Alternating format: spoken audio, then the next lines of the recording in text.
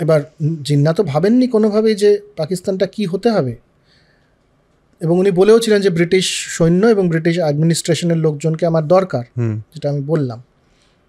তো ভারতবর্ষ থেকে জেনারেল থিমায়ার আন্ডারে নেহেরু বললেন যে আর্মি আমাদের সরকারের আন্ডারে কাজ করবে। অকিনলেকের এটা পছন্দ হয়নি, সেই জন্য উনি পাকিস্তানপন্থী হয়ে গেলেন। আর ব্রিটিশ সৈন্যরা ওদিকে গেল। জিন্না দেখলেন যে এদের ছাড়া আমার চলবে না, আমি অ্যাডমিনিস্ট্রেশনটাই ম্যানেজ করতে পারবো না।